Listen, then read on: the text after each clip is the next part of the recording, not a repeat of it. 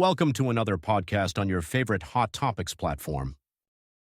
Okay, so let's dive into a term that has generated a lot of buzz lately. Woke. Seems like it's everywhere, but its meaning feels slippery, almost like it changes depending on who's using it. Yeah, you're right. It's a word that carries a lot of weight these days. To some, it represents a powerful call for social justice, while to others, it's a trigger for, heated debate. Our deep dive today is all about getting beyond the buzzword and exploring the concepts behind woke. We've got a fascinating article here that digs into the history and principles and goals of this movement. Get ready for some surprising origins, because the history of woke goes back way further than you might think. Yeah, what's fascinating about this word is its evolution. It's a journey through time, picking up new layers of meaning and becoming a symbol for different generations facing, similar struggles. Okay, let's rewind the clock a bit. You might be surprised to learn that the roots of woke can be traced back to the early 20th century. The legendary blues musician Lead Belly actually used it in one of his songs back in 1938. Lead Belly wasn't just singing the blues. He was reflecting the social anxieties of Black Americans in a time of widespread segregation and discrimination. His use of "stay woke" was a powerful warning, urging his community to be vigilant in the face of racial injustice. And that idea of staying alert to systemic oppression continued to resonate, becoming a potent phrase during the civil rights movement in the 1950s and 60s. Considering the context of that era, it makes perfect sense. The fight for civil rights demanded constant awareness and action against deeply ingrained prejudice and discrimination. Lead Belly's call to stay woke resonated deeply with those on the front lines of the movement. It's incredible how a phrase can bridge generations, connecting struggles across different eras. Fast forward to the 2010s, and we see "stay woke" reemerging with a new sense of urgency, particularly the Black Lives Matter movement. And this is where we see the power of language to adapt and evolve with the times. Fueled by social media and hashtag "stay woke", transformed into a digital rallying cry for social justice, a call to action for a new generation. And that brings us to a crucial point. Being woke isn't just about awareness. It's about active engagement with issues of social inequality. It calls for a deeper understanding of the systems that perpetuate injustice. It's about recognizing the interconnectedness of various forms of oppression, a concept known as intersectionality. For instance, understanding how racism can intersect with sexism or homophobia to create unique challenges for a Black queer woman. Each layer of her identity adds another dimension to her experience of oppression. This focus on the interconnectedness of oppression is fascinating, and it raises important questions about how we address these issues. Another key principle we need to unpack is the idea of equity, which is often confused with equality, but there's a crucial difference. You're absolutely right. It's a distinction worth highlighting. Think of it this way. Equality is giving everyone the same pair of shoes, but equity is making sure those shoes actually fit each person's unique needs. That's such a great analogy. It really drives home the point that true justice requires addressing historical and structural imbalances, not just treating everyone the same on the surface. It recognizes that we don't all start from the same place and that systemic barriers often prevent marginalized groups from accessing the same opportunities. Precisely. Equity recognizes that giving everyone the same resources or opportunities isn't enough if the playing field itself is uneven. We need to address those systemic barriers to create truly equal access. This concept of equity seems central to achieving the broader goals of the woke movement. So what kind of changes are they striving for? What does a more woke society actually look like? Well, the overarching aim is to create a more just and equitable society for everyone. And that means tackling issues on multiple fronts, not just through legislative changes, but also by shifting cultural norms and attitudes. So it's a multi-pronged approach addressing both the systemic and the societal.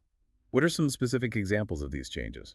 On the legislative front, we're talking about reforms like protecting LGBTQ+ rights, addressing police misconduct, and ensuring equal access to healthcare and education for all, regardless of background or identity.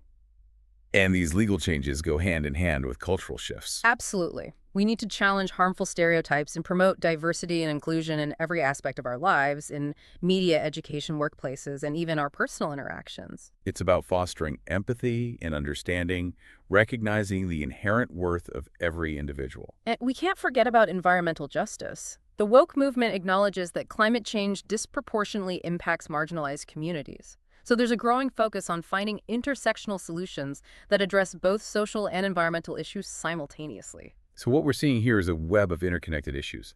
And this is where the woke movement gets really interesting, because it forces us to confront these complexities and think about solutions that go beyond surface-level fixes. Exactly. The woke movement pushes us to address these systemic issues in a holistic way, recognizing that true progress requires interconnected solutions.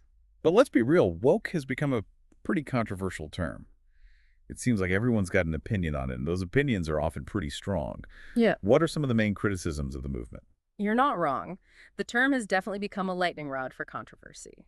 Now, this is where things get a bit contentious. Some critics argue that the woke movement has gone too far, leading to what they call cancel culture or excessive political correctness. But isn't holding people accountable for harmful actions a crucial aspect of social justice? How do we reconcile that with concerns about censorship or stifling open dialogue? That's a complex question, and there are certainly valid concerns on both sides. It's a delicate balance between promoting accountability and preserving freedom of expression. Another common critique is that the term woke itself has become watered down, losing its original power and meaning through overuse. So what was once a powerful call to action has become a buzzword, almost a cliche. How does that impact the movement's effectiveness? You could say that. And when a term loses its original meaning, it can create confusion and make it harder to have nuanced conversations about the underlying issues. And then there's the political dimension to consider. It feels like woke has become weaponized in the political arena, used as a tool to shut down conversation rather than encourage it. Absolutely. Certain politicians use woke as a pejorative term to discredit progressive ideas and policies. They frame it as extreme radical or out of touch with mainstream values, hoping to stir up fear and division among voters. It's a classic case of using language to manipulate public perception and derail meaningful dialogue about important social issues. Precisely. And this kind of rhetoric can have a chilling effect on important conversations about social justice, making people hesitant to speak up or engage for fear of being labeled as woke. So this begs the question, with all this pushback and politicization, what's the future of the woke movement? Can it survive in this climate of intense scrutiny and polarization? Yeah, it makes you wonder if the term itself has become like a distraction, from the actual work of creating a more just and equitable society. That's a really insightful point. I Yeah. think we often get so caught up in the labels and the rhetoric surrounding woke that we lose sight of the real lived experiences of people who are facing injustice and inequality every day. So maybe the question isn't whether the woke movement can survive, but whether its core values, the pursuit of justice and equity, and a more inclusive society can flourish regardless of what we call it. Exactly. Yeah. The fight for social justice isn't about trendy terms or slogans. It's about creating lasting change that benefits everyone. It requires ongoing dialogue and critical thinking and a willingness to challenge the status quo even when it's uncomfortable. This deep dive has definitely given me a lot to think about.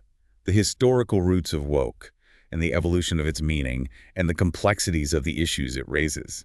It's clear that this is a movement with a rich and nuanced history. It certainly is. And it's a conversation that's far from over.